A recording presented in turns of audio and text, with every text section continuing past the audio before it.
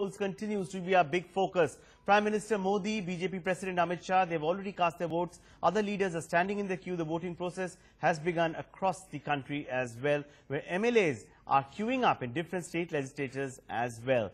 On that note, some breaking news coming in. Ghulam Nabi Azad of the Congress has reacted. Let's quickly listen in.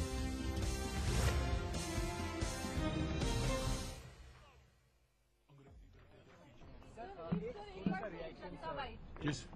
On president election and monsoon season. Sir, yesterday Congress President said that people should listen to their conscience voice. Do you think? Well, that is true. That is true. With this, it's true that this fight for presidential election, or for that matter, even for vice president election, is not between two parties or between two candidates. It is between two ideologies. So the president of India is occupying such a position, who has to safeguard the interest of the entire nation. So he should be a person and pursue an ideology wherein everybody should be equal for him. So when there is a clash of ideologies, I think our candidate is the best. So what all issues will the opposition be raising this Well, time that will discuss. 40 parties are supporting Kovind, sir. You have 17 arithmetic numbers. Is the problem, sir? Well, which is why we are saying that people should vote according to the conscience on the basis of the ideology. Are you expecting cross-voting to happen, sir? Well, that is for the members of Parliament and legislatures. And what will be your stand also in the legislation? That we will discuss in the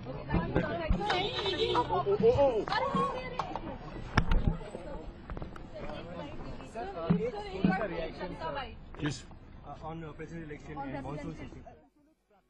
That was Ghulam Nabi Azad of the Congress. Ghulam Nabi Azad clearly spelling out that this isn't a fight between two candidates, but it's a fight of two ideologies.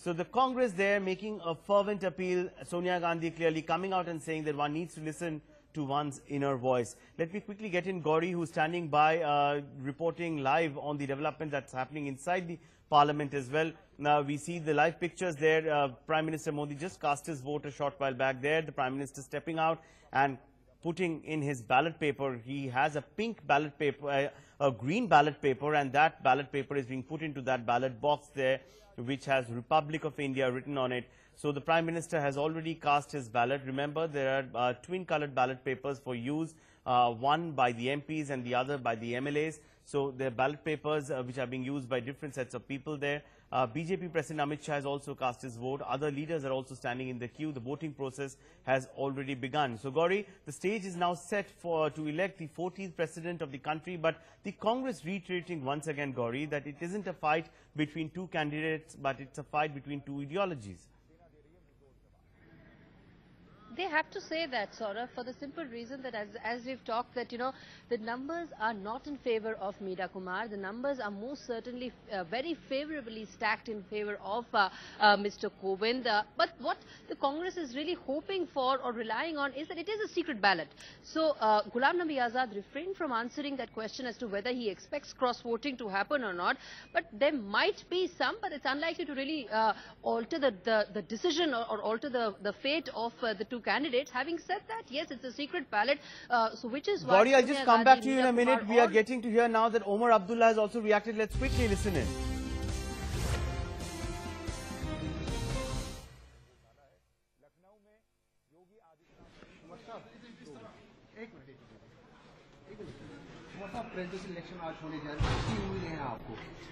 देखें अब अगर number के हिसाब से आए तो number बिल्कुल साफ हैं 70%। प्रधानमंत्री नरेंद्र मोदी को भी आप देख रहे हो, योगी आदित्यनाथ की तस्वीरें, लेकिन ये ध्यान रखिएगा, ये सिर्फ मीरा कुमार और राम नाथ एनडीए को जो है इस इलेक्शन में एडवांटेज है। मतलब आपको लगता है कि आधे दिन सीज फायर वायलेशन हो रही है आफ्टर इलेक्शन? किस चीज के? सीज फायर वायलेशन आधे दिन जम्मू में हो रही है आफ्टर इलेक्शन प्रेसिडेंट, तो इसमें कमी आ जाएगी। देना अब ये प्रेसिडेंट इलेक्शन और सीज फायर का क्या लेना देना ना, presidential Abdullah, they're clearly spelling out that, the numbers in favor of the NDA. So something that Gauri has been reiterating time and again, that the numbers clearly seem to be favoring NDA's presidential nominee Ram Nath Kovind. So Omar Abdullah also, Gauri, now, agreeing along with the Congress that the numbers clearly in favor of Ram Nath Kovind.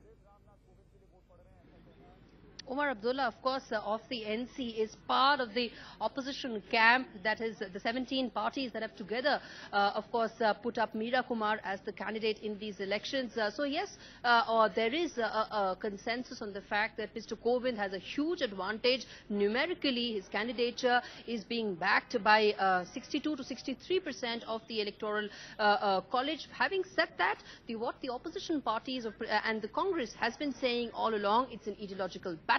It is, of course, important or imperative for them to put up a candidate, to put up and register their protest in what they term as a subversion of the democratic institutions by which Mr. Kovind's candidature was, in fact, finalized by the parties. Let me now, in fact, bring in Mohammad Khan of the Congress.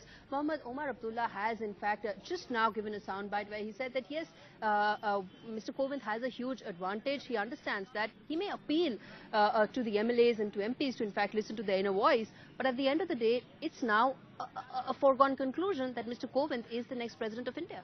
Right. I would refrain from commenting on the outcome until the votes have been counted, of course, because that itself is contempt of the procedure. However, I will say this. I was making this point earlier. The president swears an oath on the constitution that he'll defend the constitution, right? And Pranab Mukherjee did do that to a great extent. Whenever the nation's conscience seemed to be on the bend, he would rise up and sort of ask the Prime Minister and the government to bring it back on track. He would draw attention to the various failings of human rights violations, violations of different minority groups, violations vis-a-vis economic laws.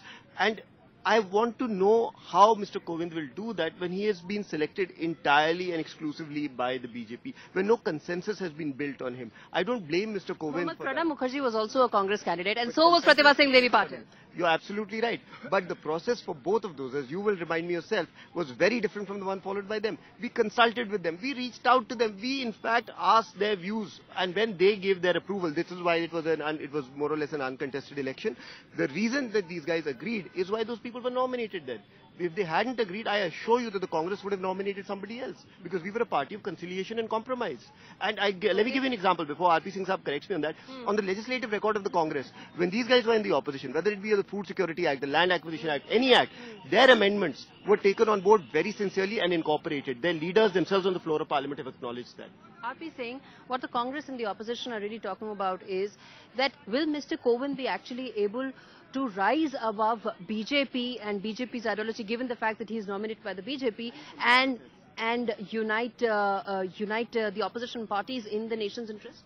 See, he said that I might collect him, and he knows that I'm going to collect him, and he's going wrong somewhere. See, when the election is there, I mean, you have two parties, two ideologies contesting.